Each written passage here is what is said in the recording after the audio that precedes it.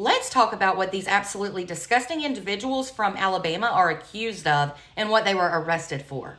Gonna go ahead and give a big trigger warning for this video though. They would drug children and make them perform sexual acts in an underground bunker, and the sicko adults would then make money off of that. A group of male and female pedophiles would subject children as young as the age of 3 years old to horrible sexual abuse in an underground bunker, and this was very recent.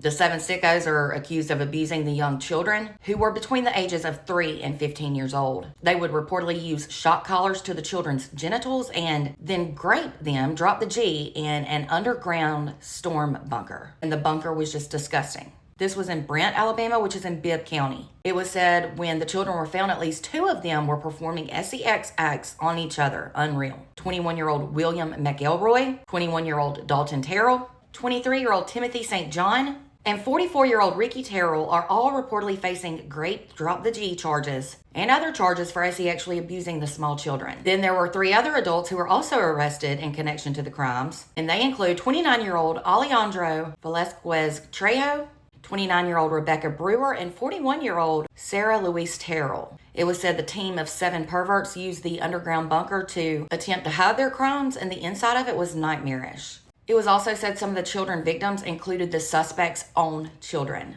Inside the bunker, there was a single stained mattress with no sheets or blankets that was stuffed in a corner of the dirty room. There was also a metal chair that was placed beside the bed and a standing fan, as you see here. The only other items in the room were reportedly another chair and a small chest of drawers, as you can see, with an old-looking convection oven sitting on top of it with a built-in coffee pot on top of it. There were also uncovered light bulbs. Wonder what those were used for. Outside of the bunker was also in disrepair. According to reports, the bunker was located near a family member of William McElroy's. The suspects would allegedly arrange for people to abuse the children, and then they would get paid to abuse them in that storm bunker. It was also said the group of perverts would allegedly use shock collars on the children's genitals, and that was both as a form of punishment and sexual pleasure. Absolutely sick. Reportedly, police started to investigate these sickos in February of this year. That was after they received a tip from the Alabama Department of Human Resources regarding concerns of sexual abuse of children in an underground bunker. After the children were found, they reportedly told investigators that William McElroy had abused them and taught them sex acts and what they did to each other. The children were all subjected to vaginal intercourse, anal intercourse, and oral sex. It was also said that Alejandro Velasquez Trejo would tie one child to the bed,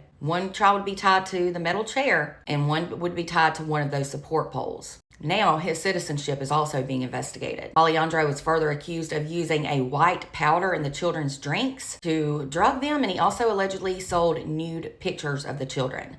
The sheriff said, thank goodness they were drugged because they don't remember a lot. The group allegedly sold these children for up to $1,000 a night for the abusers. Dalton Terrell paid at least 2 adults to abuse the children who are now ages 3, 6, 8, and 10, and that was for his own sexual satisfaction. Furthermore, at least one of the 7 suspects has been connected to a Mexican gang who uses sex trafficking as its main source of income. Timothy St. John is also reportedly accused of having sex with a freaking dog. Luckily, all of the children are now in the custody of DHR. Authorities are said to still be investigating exactly how many children were abused, and I hope they're looking at who those adults were that paid to abuse them. I'm sure they are. The kids are now getting the medical help they need, including psychological help. The 7 sickos are now reportedly due back in court in August for their arraignment. I pray they spend the rest of their days in prison. This is one of the worst cases I've ever heard of, and my heart breaks for those kids. Let me know your thoughts in the comments, and for more true crime, be sure to follow and subscribe on YouTube.